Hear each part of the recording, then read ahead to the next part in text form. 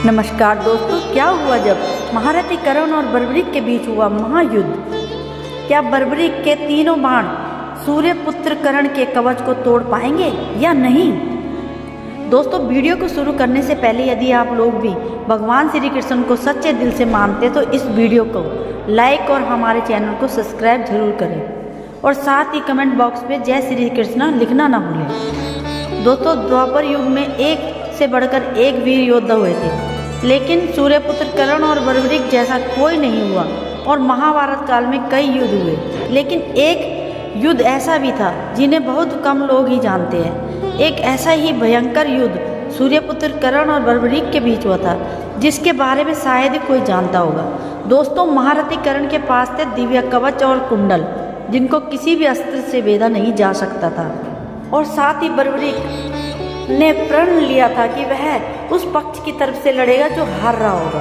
बर्बरीक की इस घोषणा से भगवान कृष्ण जी बहुत चिंतित हो गए, और जब बर्बरीक युद्ध में सहायता देने आए तब इसकी शक्ति का परिचय प्राप्त कर श्री कृष्ण ने इसे उनके शीश का दान मांग लिया। साथ यह भी कहा जाता है कि बर्बरीक मात्र अपने 3 अमोघ बाण से ही पूरे महाभारत युद्ध को समाप्त कर सकते थे। बर्बरीक को आज कलयुग में खाटू श्याम जी के नाम से पूजा जाता है। तो आखिर दोस्तों ऐसा क्या हुआ था जिसके कारण बर्बरीक और महारथी कर्ण का महायुद्ध हुआ, और कौन इसमें युद्ध जीता था? तो बात यह उस समय की है जब 5 पांडव अपने अज्ञातवास में थे और जगह जगह कौरवों से छुपकर रह रहे थे।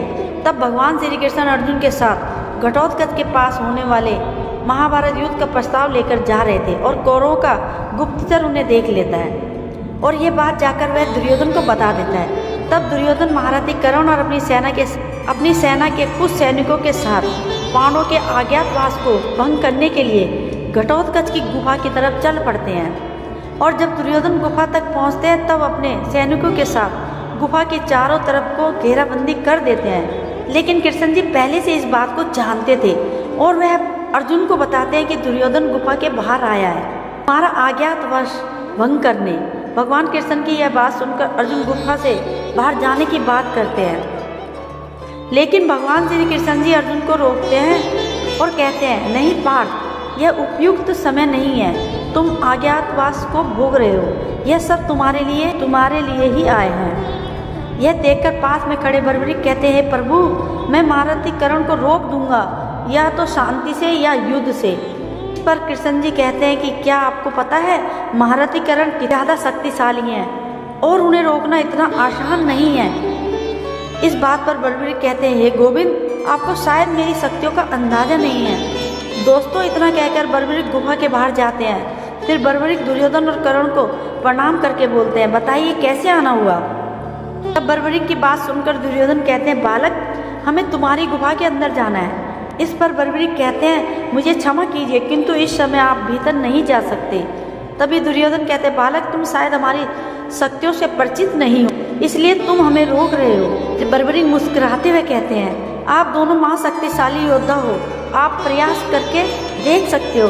इतने में ही दुर्योधन सूर्यपुत्र कर्ण से कहते हैं, यह साधारण बालक नहीं है, इसे तुम्हारे जैसा वीर योद्धा ही हरा सकता है। तब कर्ण बर्बरीक से बोलते हैं, बालक, हमारे मार्ग से हट जाओ, अन्यथा तुम्हें मेरा सामना ही करना होगा। कर्ण बर्बरीक की ओर धनुष की प्रत्यक्षा को खींचते हैं और छोड़ देते हैं। तो दोस्तों, आखिर इसके बाद क्या हुआ? बर्बरीक और कर्ण के युद्ध में कौन जीता, जानेंगे बहुत जल्दी ही अगले पार्ट में। अगर आपको वीडियो पसंद आया तो वीडियो को लाइक करें और कमेंट करके हमें ज़रूर बताएं कि आपको वीडियो कैसा लगा, और बेल आइकन को दबा दें ताकि जैसे इसका अगला भाग आएगा तो उसका नोटिफिकेशन आपको सबसे पहले मिल सके। थैंक यू सो मच दोस्तों।